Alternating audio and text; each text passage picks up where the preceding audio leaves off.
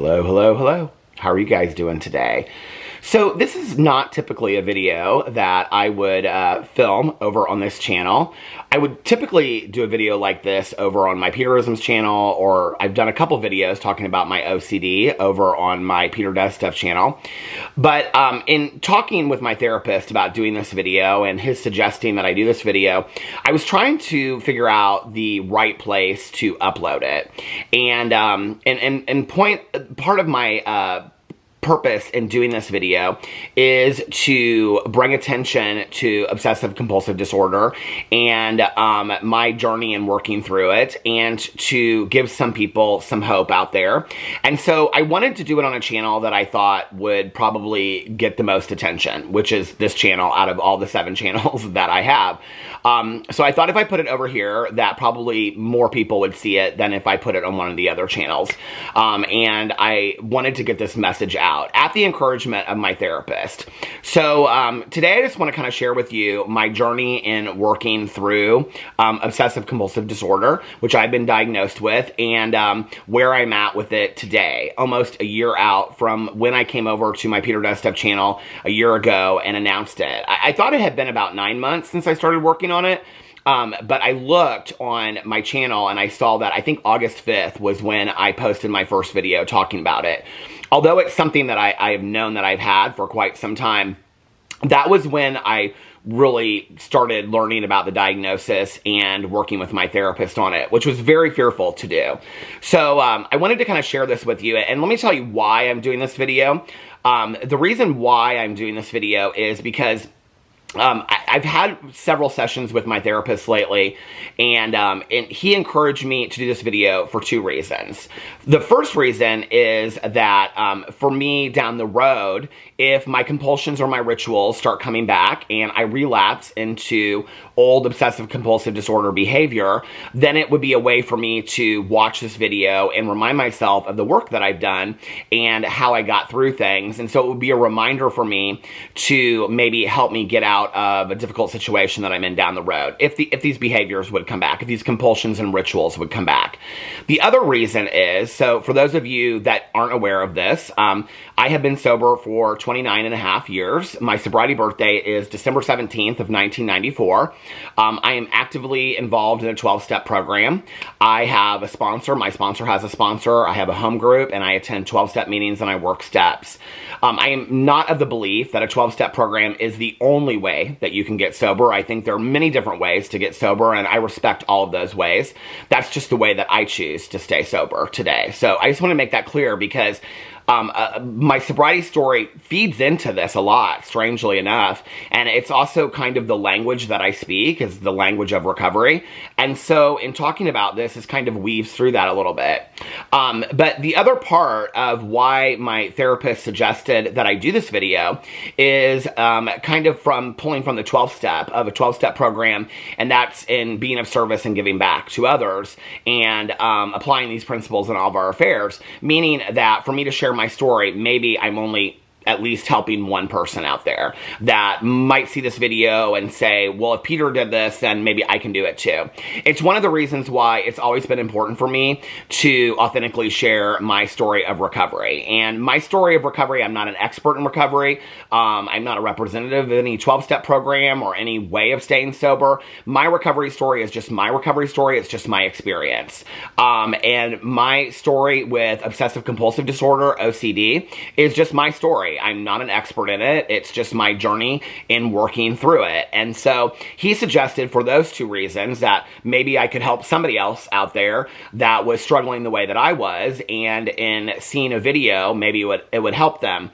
Another issue that I have worked on, and I was working on more last fall, was binge eating disorder. And it's interesting because I'm not somebody that loves 50 diagnoses. I'm just not, right? But I like diagnoses and helping me to understand something better. And so at that time that I started to work on it, I had actually seen a Instagram reel from somebody describing that they had binge eating disorder.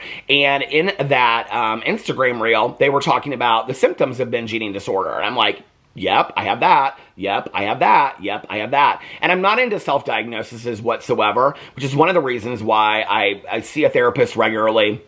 For those of you that watch my videos regularly, you know that my husband and I are in marriage counseling on a regular basis. We go every 2 weeks. And so therapy is something that's very, very important to me. One of the reasons why I talk so openly about individual therapy and marriage counseling, marriage therapy, in my videos is to destigmatize therapy, counseling, talk therapy, however you choose to find it, and to normalize it. I think we live much in a society where still when I talk about therapy, people are kind of like, oh, he's talking, like in my personal life, not in like 12-step programs and things like that, but in, other places, if I'm out to dinner, I'm like, oh, my therapist said, people kind of like look at me like, is he talking about his therapist, And so, one of my purposes for talking about it so much is to really normalize it. I think one of the things that I know about myself, especially with marriage counseling, is that we probably went almost when it was too late. Like I wish we had gone, a year or 2, 3 years earlier. And so for me, talking about therapy is just this normal part of my life, is to normalize that for people out there, to know that there is no shame in seeking out therapy. There is no shame in seeking out counseling or life coaching or a 12-step program or a MAP program for sobriety or going to church or whatever works for you. There's no shame in that whatsoever. And I think shame and embarrassment is something that kept me in the shadows. I know definitely for addiction for a long time, but also for OCD.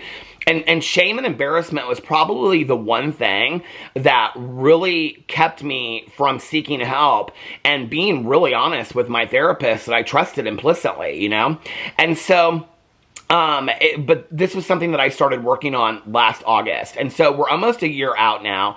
And I just want to tell you that where I started a year ago and where I'm at now are two completely different places. For those of you that don't know, 2.5 years ago, almost 2.5 years ago, I was involved in a fatal car accident, and I was driving the car, and I had a seizure while I was driving. After the accident, I couldn't even do anything. I couldn't move, and I just was completely filled with just so much guilt and remorse, and I still feel it on a daily basis. It's something that, it's the reason why at that time, my sponsor was like, you have to get into therapy immediately. Like, you have to start talking to somebody. And that was why I started working with this new therapist that I'm working with now. So I've been working with him since after the accident, and, I have always had compulsions and rituals. I was talking to him yesterday in my therapy session about when OCD started for me. So there's obsessive compulsive disorder, and then there's OCPD, which is obsessive compulsive personality disorder, and they're two completely different things. And I want to read to you, first of all, the definition of obsessive compulsive disorder, so for those of you that know. So obsessive compulsive personality disorder is a mental health condition that causes an extensive preoccupation with perfectionism, organization, and control. These behaviors and thought patterns interfere with completing tasks and maintaining relationships. Obsessive compulsive disorder is excessive thoughts that lead to repetitive behaviors or compulsions. Obsessive compulsive disorder is characterized by unreasonable thoughts and fears, obsessions that lead to compulsive behaviors. OCD often centers on themes such as a fear of germs or the need to rearrange or arrange objects in a specific manner. Symptoms usually begin gradually and vary throughout life. Treatment includes talk therapy, medications, or both. So I wanted to explain the difference of it, because when I talk about it, a lot of people will say, do you have OCD or do you have OCPD? Now, I know that when I say this, a lot of people are going to be like, oh, maybe that's not accurate. I don't know that I agree with that. But the way that my therapist said that one of the main differences in these is that people that have OCD have a lot of awareness that the compulsions that they have or the rituals that they do seem very bizarre. I felt like I was going crazy when I was doing them. I knew that the things that I was doing, which I was doing because of ultimate fears that I had to try to keep things bad from happening, right? Like, I knew that me walking up every other step was not going to stop a plane from crashing somewhere, you know, in a distant, you know, world. I knew that that wasn't going to happen, but I couldn't stop myself from doing it anyway. But I knew that it was like, it was crazy. I knew it felt crazy, right? Like I felt like I was going crazy. And so I had a lot of awareness about what was going on. And this is not like an ego thing. This is just a differentiation between it.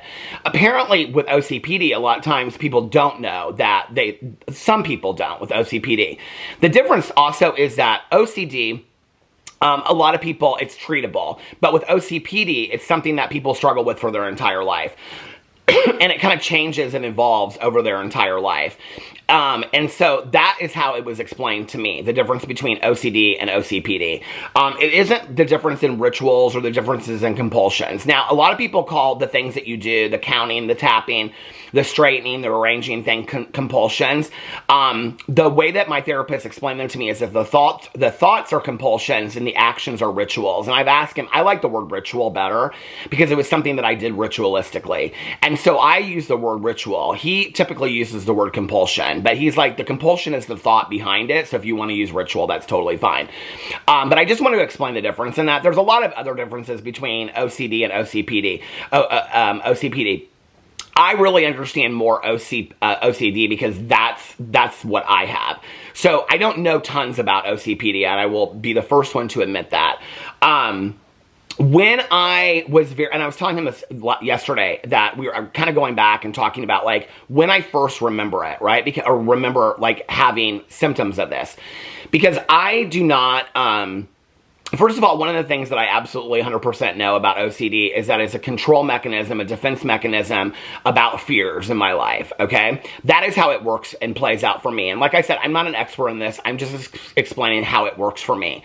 So OCD for me is a control mechanism that if I'm controlling certain things, because I don't have a lot of control in my life about other things, if I'm controlling certain things in my life, then it gives me some semblance of having control where I don't feel like I have control other places, right? And so we were talking about, like, one of the things that I have heard, because I would, like, you know, I would see movies or I would see TV shows and they would talk about OCD and somebody would have OCD and I'd be like, wow, I relate to this, right? But then I would hear kind of like really out there kind of stories about what seemed to me to be bizarre. Now, this is an important part of the story, okay? Because I would hear things that I would think, wow, like, I'm like counting the alarm clock like 4 times, okay? Or I'm making sure that checking the lock 4 times. Like, that's nothing in comparison to like somebody thinking that they control whether or not their parent lives or dies by wearing a certain hat or something like that, right? And so I was always constantly minimizing myself to that, which is something that I did in my addiction as well. That I can remember when I first got sober and hearing people's stories and be like, well, that never happened to me. Well, that never happened to me, you know? But I also wasn't, you know, when somebody was talking about how they were homeless and sleeping underneath a park bench, I was like, well, that never happened to me. But I also wasn't writing on that list that, you know, I was regularly going to my drug dealer's house and having a gun cocked and loaded in my mouth just so that I could get fronted crack cocaine. I wasn't sharing those things. I was just minimizing the other parts of the story. And that's very much what I did with my OCD, because I think I didn't really want to, I could accept the fact that I had it. I don't know that I wanted to give it up, because I think internally, somewhere subconsciously, I knew that it was a defense that was protecting me against other things, I think.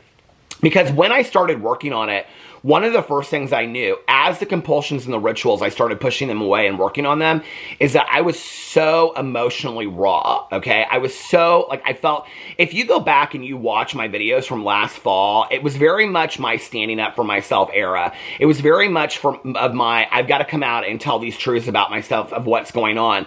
And it was like cathartically, I had to go through that. Like, in retrospect now, I look back at that and I'm like, I had to go through that period of time, right? But I felt so emotionally raw because I literally had no defenses protecting me at that time, because I was really, really working hard. And I can remember making some of those first videos and I'm like, yeah, like I would say like I'm at 80% now or whatever, right? So when I was talking to my therapist, we'll get to that in a second. So when I was talking to my therapist yesterday, he was talking about like, rearranging things. Because I said to him, have you ever like noticed, because we do our individual sessions through Zoom, and my husband and I, we go to marriage counseling in person. And I said, when I come in, and I hadn't asked him this question before, and I said, when I come into marriage counseling sessions, do you ever notice like OCD compulsions or rituals when I'm in there? And he was like, no, I haven't really. He goes, but Peter, he goes, your awareness is on such a high level, because when you told me about it, like you were ready to start working on it in that moment. And let me just tell you this, okay? To get to the point of telling my therapist that I felt that I had OCD and that I wanted to work on it, to then have him turn around when I explained to him what I was going through, he said to me, Peter, you have OCD on such a severe level. Like I had no clue, okay? He said, your OCD is on such a severe level, like we need to start working on this immediately. And that like terrified me. And so I went into it like, I'm ready to do this, right? And so I was somebody that would constantly, like in videos I've even done it, where I would constantly like point out my rituals and my compulsions, and I've done it to my friends and things like that, right? And so, but at the end, before I started working on it, I'm kind of all over the place with this, but before I started working on it, and I really just wanted to have a conversation, so I'm glad that this is not like outlined and scripted or anything like that. I didn't want it to be that way. But before I really started working on this, I was really keeping it secret, right? Like I was really like, from my husband, from my best friend. My best friend Tanya is somebody that she really noticed a lot of my compulsions. My husband did too, and my friend Valerie did as well. And they didn't really know what to say about it. All of them are very loving and kind to me, so they would ask me questions, but like my husband later was like, oh, I knew it was much worse, but I didn't want to bring attention to it. And, and I was completely unaware that he was that fully aware, because I thought I was doing a pretty good job of keeping it a secret, very much like my addiction, because I was ashamed. I was embarrassed about it, because I felt like it was nuts. I was like, if somebody sees me like tapping 4 times, my number was 4. Interestingly enough, before the accident, my number was 3. At one point it changed to 4. I even asked my previous therapist, I was like, why would my number, literally I woke up one day, if you have OCD, you know what I mean, you count, you do things in numbers, okay, sometimes. My rituals and my compulsions were in numbers. My number was 3 for years. I woke up one day and it immediately was 4. Now what's bizarre about this, okay, this is where you feel like you're going crazy, okay, that when my number was 3, I didn't just do things 3 times. I sometimes would do them, I know this is going to sound nuts to people that have never related to this or don't, but it wasn't just that I would do things in 3s. I would do them in multiples of 3s. So if I did it 3 times, like if I tapped 3 times and I didn't feel like that was enough, then I would do it 6, I would do it 9, I would do it 12 times. What's interesting about that is I woke up one day and my number was no longer 3, it was 4. And it wasn't just like I woke up and I was like, oh, my number's 4 today. It was like I went to tap and instead of 3, it was like I did 4. And then I knew, and I was like, I can't do 3 anymore. 3 is a bad number, now it's 4. If you do it 3 times, something bad's gonna happen. This is how my mind worked, okay? It sounds crazy. I felt like I was going crazy for years, okay? And so now, okay, like in the last, before the last year when I started working on it, or still to this day, my number is 4. So things are in 4s, 8s, 12s, 16s, and sometimes 20. I will sometimes, like, one of my big compulsions and rituals that I'm still working on, it's one of the last 2 that I still have, is rewinding TV shows on my iPad when I'm watching TV shows late at night. It's something I've talked a lot about on my vlog. If I don't hear something exactly right, I have to rewind it and hear it again. And then if I rewind it once, I knew I should have taken my allergy medicine this morning before I started talking. If I rewind it once, then I have to rewind it 4 times. If in that 4 times, these are the rules you constantly are making in your head. If you have OCD, you'll understand this. It's like you're playing a game and you're constantly reinventing the rules like this. It feels like you're going crazy all the time, okay? So this is just one incident, just to put this in perspective for you. One of my rituals and my compulsions was rewinding shows on my iPad that I would watch late at night, okay? So if I'm watching a show, and in the show, they say something like, on the 5th of March, okay? And I think they say, on the 5th of Mars, I have to rewind it once. But once I've rewound it once, I now have to rewind it 4 times. In my head, I'm constantly rewriting rules, right? So if in that 4 times, it goes back too far, or doesn't go back far enough, I then have to do it 8 times. If in the 8 times it doesn't do it right, then I have to do it 12 times. times. So sometimes I would be rewinding a half an hour show 20 times at the 10-second mark, okay? And that would sometimes happen 6 to 10 times during a show. So it would take me sometimes to watch a half an hour show. It would sometimes take me 2 hours to 2.5 hours. Years ago in my vlog, I said that I was very jealous of my husband because he could just binge watch shows all day on a Saturday, and I didn't have that kind of, like, I couldn't just sit there and do it. Not until even recently did I realize, well, part of the reason why I couldn't sit there and watch his show is because I was rewinding a show so many times, okay? Now, just to put this in perspective for you, if that's not enough, at one point, my therapist suggested to me that I had said something about making a list of them. He goes, yeah, you might want to make a list of all of your rituals. I sat right here in this bed, turned around the other way, and I woken up or late one night or something. I was on my phone, and I was like, I'm just going to start here in the bedroom, and then in the bathroom over there, I'm going to just write down in my notes app all of the rituals, okay? Before I even got from those 2 rooms to move downstairs to where my rituals are in this house, I had gone over 100. It was overwhelming to me, and when I tell you that it was all day, every day, okay? It wasn't just rewinding the iPad. It was which slate tiles I could walk on in the kitchen, which slate tiles I could walk in the hallway, which stairs I walked on upstairs, how many steps I walked on, how I brushed my teeth, which way the bottles had to be turned on the counter, which way the towels had to be turned in the kitchen and in the bathroom. They had to be turned, the tag had to be facing a certain way, had to be in a certain location, towels had to be folded a certain way, shirts had to be folded a certain way, I had to take my clothes off, fold them a certain way, fold shirts a certain way. I mean, I could go on and on and on, okay? I had to tap alarms a certain time, tap clocks a certain time, I had to check alarms a certain time, I had to make the bed a certain way, I had to fold it in a certain way. I mean, it was everything I did. How I even got any videos filmed in the last couple years is beyond me. And it was all out of this fear that if I didn't do these things that constantly were rushing through my head with these compulsive thoughts, that something horrible was going to happen. And I never knew what that was going to be. I didn't know if that meant that something was going to happen to one of my loved ones. I didn't know if that something was going to happen to me. I didn't know if that was something was going to happen like a world event, because at times I thought that. Okay? And I knew as I'm thinking it, there's no reality to this. Like, you're doing these things and this is not going to stop some world event to happen. But then you think to yourself, but what if? Okay? And then you have to do it anyway. So in talking to get back to this point, in talking to my therapist the other day, or yesterday, you know, he was saying, one time when you were in here, I noticed that you were rearranged these books. And I said, you know, that's so strange, because rearranging things is not one of my big compulsions. Like, I talked about having to have things face a certain way. In my house, things have a place, okay? I believe that things have a place where they go, okay? Like, I keep my medicine right next to my bed every night. Like, this is where it goes, right? But if 2 nights I kept it down in the kitchen, that would not drive me crazy, okay? I have this thing over here where I keep my glasses and my glass cleaner and all this kind of stuff in my ring. I keep all that over there. Like, if it's messy, I don't really care, okay? I'm not that ordered. But what's interesting is that there was a period in my life when I very much was like that, where books had to be in a very, like, ordered way. They had to be alphabetized. Everything had to be in its place and in order. Mine's now kind of an organized mess is what it is, right?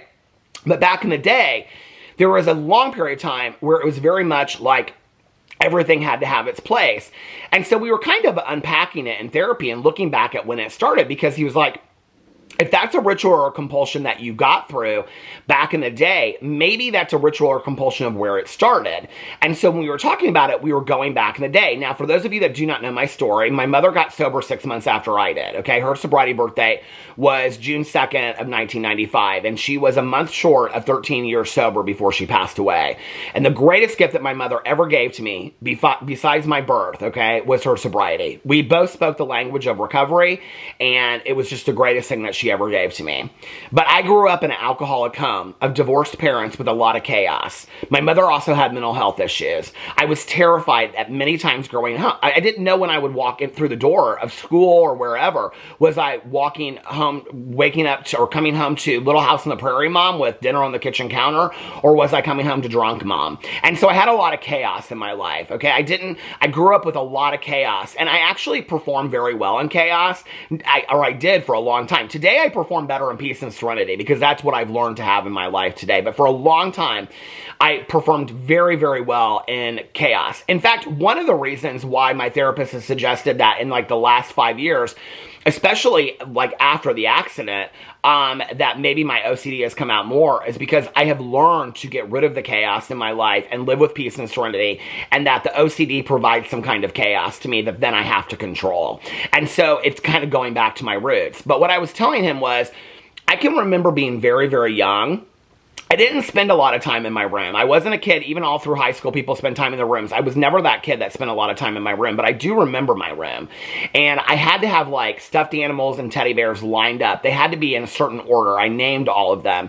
They had meaning behind them. They had to be next to the certain person. They had to, or the certain stuffed animal. I had to make my bed. My bedroom, the books, the stuffed animals, the way the bed was made, everything was very, very ordered. I can remember from a young age sweeping the carpet in my room, vacuuming it, and seeing the lines in the carpet, and that made me very, very happy. I can remember that from a very young age. I carried that over into my adulthood, my first apartment, looking at the lines of the carpet. I can remember being wasted, okay, before I got sober, and that would bring me so much, like, it would make me feel safe just to see the lines in the carpet. I always said it made me feel homey, okay, but what I know now was it gave me some kind of order. So I really believe that from a very young age, okay, out of the chaos that I was living in is probably where the OCD came from. I also grew up being incredibly bullied from first grade all the way through high school on a regular basis, emotionally, verbally, and even threatened sexually bullied all through my entire years of, and I think that a lot of my OCD, a lot of my different traits that I have came from the bullying as well. So it was, for me, I didn't really have a lot of safe spaces when I was growing up. And so I think that for me, OCD provided this kick-in mechanism where I felt like I had some control in some areas. I also know that most addicts and alcoholics that I've met in my life have some semblance of control issues in their life. Some of them, it goes over into OCD or OCPD. Others, they don't have that issue at all. But many addicts and alcoholics also have OCD and OCPD. It's not uncommon, right? So what happened was that I had this pre-existing OCD, okay? I had all these traits, and then the accident happened. And after the accident, I just felt lost. I just felt like I didn't really know what I was doing anymore. I didn't know how to function. There was a huge investigation that was going on, and I didn't know who to talk to about anything, and I was terrified about everything that was going on. And I woke up every single day with remorse and guilt, and every single day, I'm being told by, the police and the doctors that it was a medical emergency. I actually had, I had a seizure while I was driving, a seizure in the ambulance, and then another emergency once I got to the emergency room, and then I flatlined twice. So, and I had a brain bleed on top of that. And so for the next year after that, I had a brain bleed, and I shared some of that online. I shared about the accident after I came back. I shared minimally about the brain bleed, but my neurologist behind the scenes were telling me that there was a good chance that I wouldn't make it.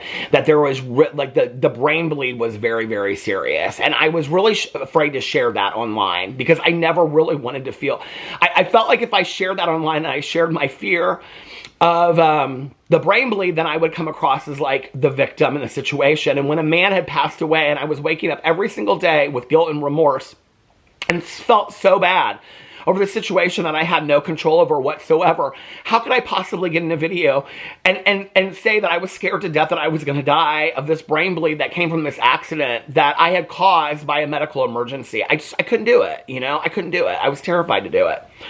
And so I think what happened is that the rituals and the compulsions just started like coming one after another after another.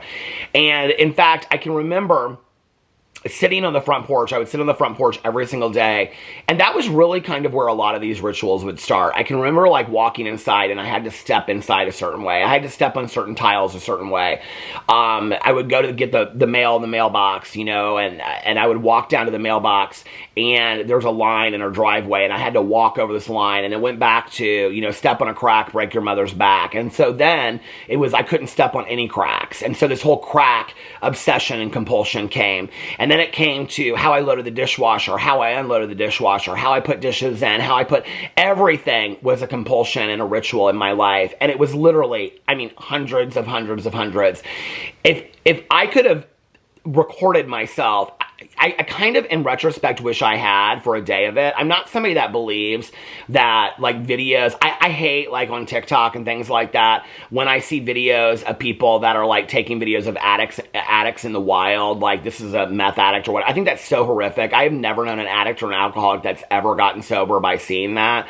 So I don't know that in retrospect it would help me, but I think that to explain it to other people, it would be helpful, because it was, like, crazy how many rituals I had. I mean, it was constant.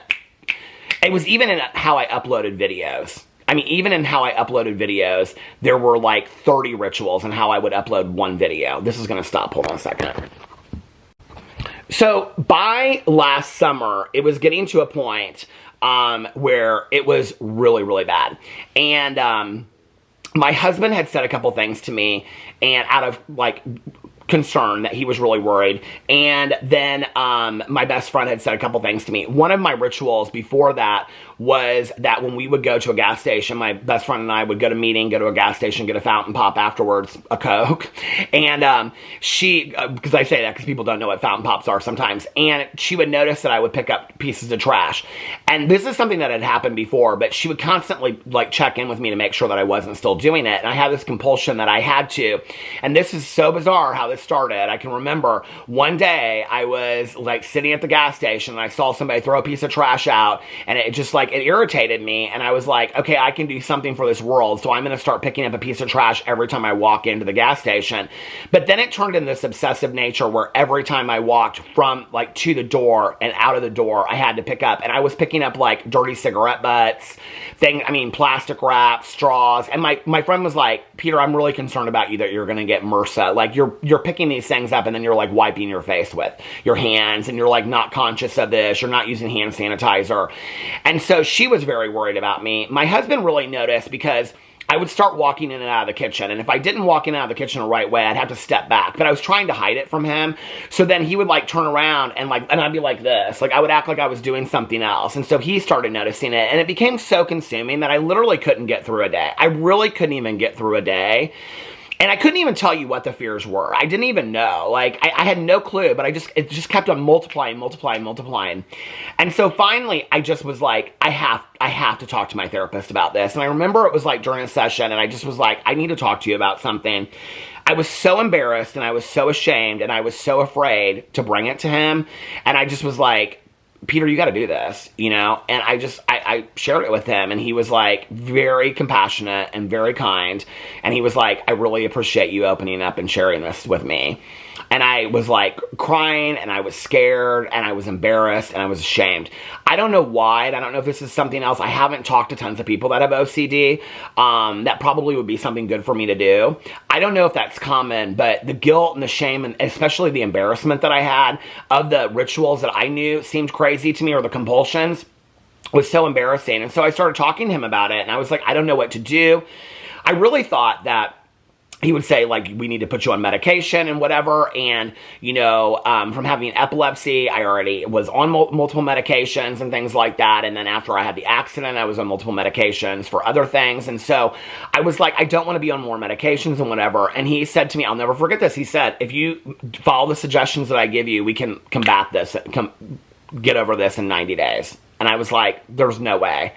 And he was like, absolutely. He was like, if you do the things I suggest, in 90 days to 6 months, you can be completely over this. And I was like, you're telling me that if I do what you suggest, in 90 days to 6 months, I think 6 months, he said, maybe in the second session we talked about it. He said 90 days at first. I said, if you're telling me that if I do the things you suggest in 90 days, he said, in 90 days, you will see marked improvement. I said, I don't believe that. He goes, well, I followed the things that I was taught, and I know other people that have done it, and I've worked with other clients, and it's worked successfully for them. There's no reason why it won't work for you. And I'm like, there's no way. There's absolutely no way. So what he really wanted me to talk about was the things that really helped me the most, okay? Now, I will tell you one of the things that helped me the least was, and he was totally open to this. He's like, okay, it didn't work for you. It's worked for other people. But when I started making a list of the different compulsions that I had, which for what he did with it was, which was really helpful, is I would say, like, when I walk to the bathroom, I have to do this 4 times, or hit the alarm clock 4 times, or make the bed I would make the bed 4 times, you guys. I would make the bed every day 4 times. okay? And, you know, change the pillowcase 4 times. Fold my shirt 4 times, my shorts 4 times. Everything I had to fold 4 times. Can you imagine doing laundry and folding it 4 times and then finally putting it away? And when you put it away, you have to put it away 4 times. Everything I was doing 4 times, right? So he reduced everything that was 4 times to numbers. The other compulsions of like walking on certain steps or walking on certain slate tiles, he reduced that to steps. And so he really helped me to see how things were moving kind of in my head. That part was helpful, but the writing down of the compulsions, I mean, I didn't even make it. I mean, I listed some things downstairs, but really barely. It was so all-consuming to me that it felt so overwhelming to me. It just was like, I can remember doing my 4th step in recovery, which is a searching and fearless moral inventory, where you list your resentments, your fears, and your conduct. And I can remember looking at it on paper, and one of the reasons why we recommend in recovery that you got to get that out right away. And the 5th step is where you share that with somebody else. And why it was so important for me that I got that out right away was because looking at that shit on paper, it just was like, okay, everything about you that like you do not like is on this piece of paper. And that's how I felt when I put it in my notes app about the compulsions. It was like, this is all the stuff that you are so embarrassed of. So when I started talking to him on what to work on, and this is funny too, because in recovery, you know, like today I've heard a lot of people in recovery say, make the amends to the person. Amends is like when you go and you take responsibility and accountability for something. That's the short of it. But making amends to somebody, people say, do the easiest ones first and the hardest ones last. When I got sober, I was told I had to do the hardest ones first. The ones that I did not want to do were the ones that I had to do first. And so like everything that he would explain to me, he kind of explained to me in the language of recovery. And so when I first started these things, he said, we're going to get rid of the hardest ones first. And at that point, the iPad, the rewinding of the iPad wasn't even on my radar. Like I don't even know that I was that conscious of it, that it was one of my worst ones. The stairs were the worst ones for me. Going up and down the stairs every day, it was like 2, 4, 6. I mean, I had to count. My counting was 4, but I would count by 2s to go up the stairs. And then I had to walk on the landing because it goes up, landing, up. I would have to like stand on the landing, walk 2, 2, so it equal 4, then go up 2, 2, but it could only be 2s and equals that equals 4. The stairs were the hardest thing for me. And I was telling him the other day, I said, most days I go up and down the stairs, I don't even think about it anymore, but every once in a while, it really continues to come into my mind. And one of the things he said, I took a lot of notes, he said that I'm now in what's called the remission or the maintenance stage of OCD. I would say out of hundreds, if not thousands of compulsions and rituals, I am down to probably 2 at this point. And the iPad rewinding is one of them.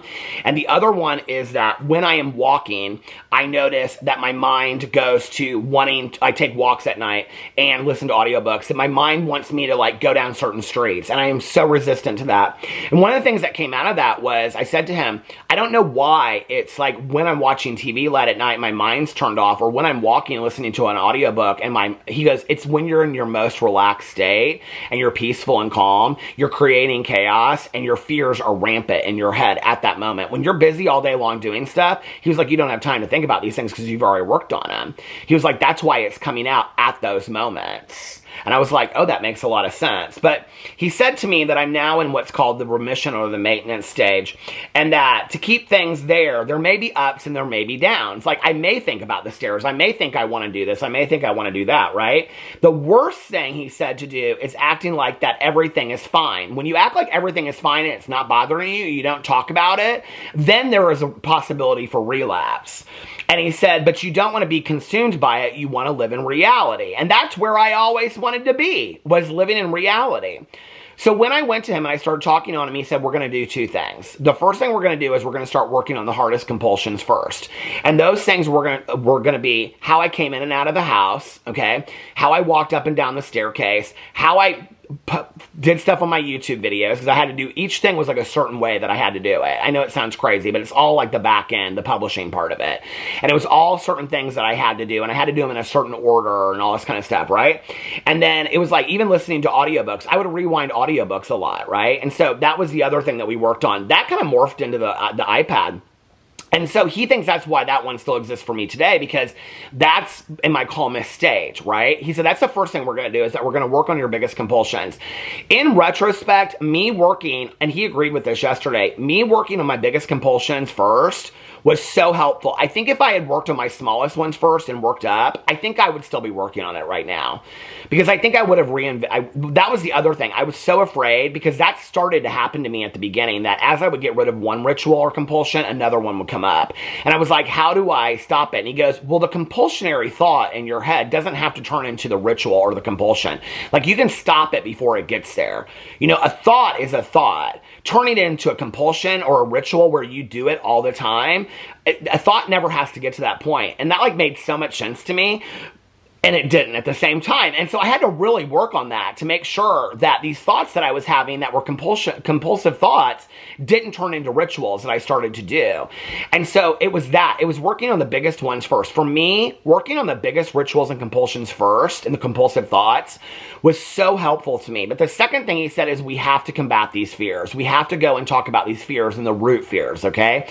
And when I started looking at the root fears in my life, they really, a lot of them went back and rooted in stuff to do with my childhood, of being bullied, of feeling like I didn't have a lot of safe spaces, and that me doing these different things created safe spaces in a world where I didn't feel safe. Or I didn't know what was going to happen next, right? Because I grew up, like my old therapist said to me one time with bullying, he goes, did anybody ever suggest to you that you might suffer from PTSD? And I don't, like I said in previous videos, I don't really care about the diagnosis of PTSD, okay? And I haven't even really looked that much into it. But it was the first time that anybody really, I felt, saw me for how extensive the bullying really was that I went through. And it was like so profound. And so my new therapist and I, we've talked a lot about that, right? Because I never knew, where's it coming from next? I mean, I walk through school every single day. Is it going to happen today? When's it going to happen? Is it going to happen at lunch, in the gym room? Or am I going to be followed home from school? You know, when I'm in the driveway, is this kid going to tell me I got to suck his dick, or he's going to like out me to the entire school and beat my ass? You know, I was terrified 24 hours a day, 7 days a week, right? Never knew where it was coming from next. And I think that at that point was another period in my life where the OCD was the heaviest, right? And so I think that out of these feelings of not having safe places in this world, coming out as a gay man into a world that was not very accepting of gay people at the time that I came out in 1990, and just being very, very afraid of that. You know, my mother was an alcoholic, but my mother was a fantastic mother, okay? She did her best for being an active addiction. My father and my stepmother have always been so loving and so supportive to me, and my aunt and my uncle as well, my cousin Caroline's parents. I don't know, and with tons of friends and family, I was so loved, you know, at home and around there. But I still didn't feel like my home with my mother was necessarily a safe place. And other people around there tried to create safe places for me. My neighbor did.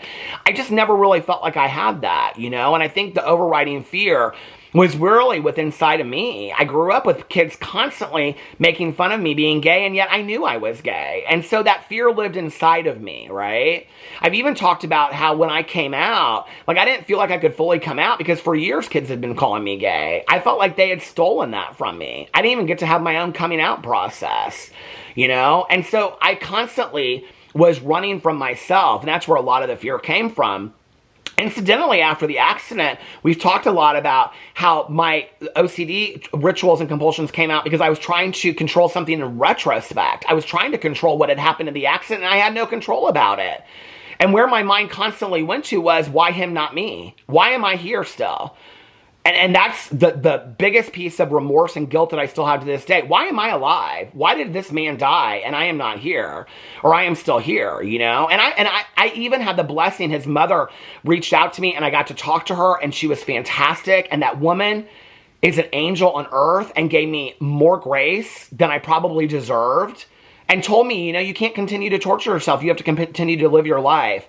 And I really thought in that moment, like, you know, all the compulsions and the rituals and the bad thoughts would go away. And they kind of lingered, you know? Even though she gave me that amazing gift. And I'm so grateful for that, you know? But I still struggle with that every day. But working on the biggest rituals and compulsions first, and then working on the fears behind that, and where they rooted to, and working on those things together, and really working on it, like every session working on it, working on the remorse, working on the guilt that I had related to the accident, talking about it, crying about it, screaming about it, you know?